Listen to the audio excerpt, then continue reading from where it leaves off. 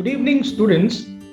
Here we are present with you with another quick sessions based on YouTube learning videos, which are basically very important for learning the historical prospect into the different context of Indian history.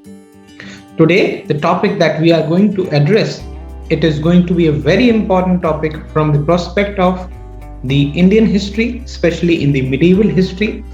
Today, the topic that we are going to talk about is going to talk about the slave dynasty or the Sultanate dynasty's first dynasty, that is called slave dynasty.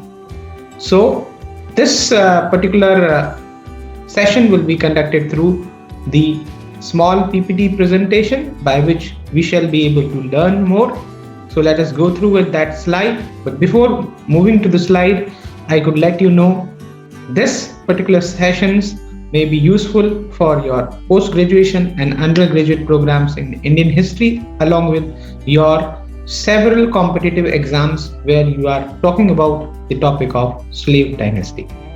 So here we are. Yes, as far as this particular dynasty is concerned, let us talk about this particular. Let us proceed towards this dynasty. An introduction about this dynasty. This dynasty is known as a term slave dynasty.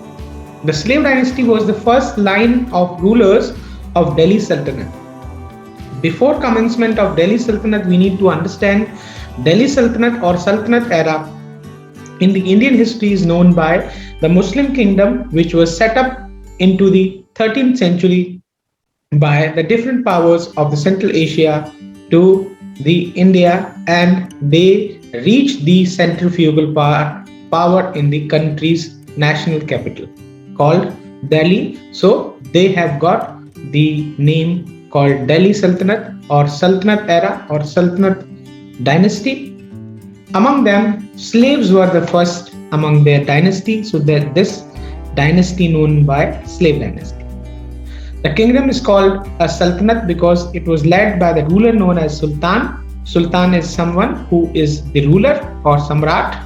The slave dynasty lasted nearly a century, ruling from 1206 to 1290, almost a century. That was the dynasty time. The sultans of this dynasty were Turk and with the family of Muji. Muji is the specific Turk family that they belongs to. Why these icons are important? We are talking about Qutubuddin Aibak and Qutub Minaret, which is related to this particular dynasty because Aibak is the princely or centrifugally character in this particular context. Let us talk few more factual descriptions about the slave dynasty. Slave dynasty is also named because its sultan were slaves or they were hired as a slave. At the time, slavery was an important part of this political system in Eastern Muslim countries. Slaves, usually the Turkish descents, were trained to serve as loyal specialists in warfare and government. These slaves, soldiers, were known as Mamulak. So Mamulak is a specific term. Now here I am talking about the Mamulak. Mamulak is a specific term being used by those individuals, those are being sold within the slave market and being hired by a person who pays his price, and he or she, majority of time that they were males, and they need to take care of this particular slave, and against that these slaves have to give their loyalty. It was considered honorable to be such a slave for talented man. Those origins lay out outside the ruling group became a highly qualified slave, provided a path to achieving wealth and a powerful position. It was noted that a slave was a better investment than a son.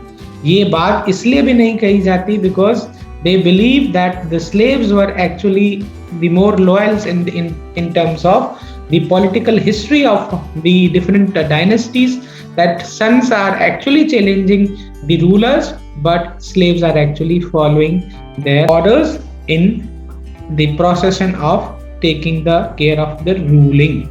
A son would not necessarily be capable and efficient, and only slaves of proven capabilities would be chosen for the important positions. This may be the perception also. As far as India is concerned, slave dynasty was founded by Qutb al-Din Aibak. So this used to be called as Qutbuddin Aibak. Qutbuddin Aibak. By the way, his name is Qutb al-Din Aibak. So that is, or Aibak being called by some of the other historians. He was one of the favorite slaves of Muslim generals and later Sultan Mu'izz al-Din Muhammad ibn Sam, commonly called Muhammad of God. So this is Muhammad God or Muhammad Ghaznavi Gauri that we used to call. Qutb al-Din had been among Muhammad's most trusted Turkish officers and had overseen his master's military conquest of North India. When Muhammad was killed in 206, Qutb took power. He managed to secure his position in war with a rival, Taj al-Din Zildovin of Ghanza, who had also been one of the Muhammad's slaves.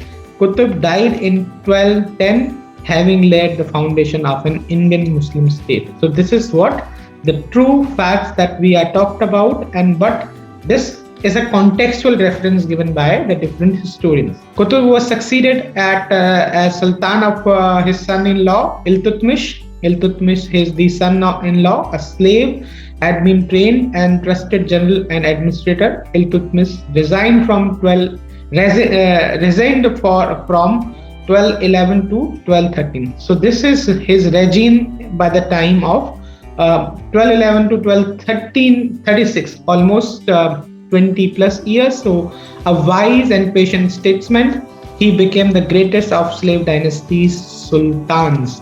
So once we are talking about Iltutmish is the son-in-law who succeeded the dynasty and one of the patient statesmen. Statesman meant for a ruler who have certain vision. Iltutmish ruled the Delhi Sultanate because under Iltutmish's rule, the Delhi Sultanate became the largest and most powerful state in North India. He defeated Ildoji in 1216. In 2025, Iltutmish forced the unruly governor of Bengal region to become obedient. जो एक बंगाल का जो governor था इनओबीडियंट था, जो rule नहीं proper कर रहा था, उसके बाद इल्तुतमिश के बाद वो एक ओबीडियंट रूलर की तरह उनके अंडर आ गया. Iltutmish also added considerable new territory to the Sultanate, including the Lower Sindh now in Pakistan. As if for now, we had concluded this session. This session contributes us a lot of facts about the Delhi Sultanate's first ruling, that is the slave dynasty. Many of the time, the centrifugal character of this dynasty is Iltutmish and Qutbuddin Aibak. So these are the important notes on this lecture's perspective. We shall be able to continue with this type of lectures. I hope you shall be able to enjoy the sessions. Till then, good day.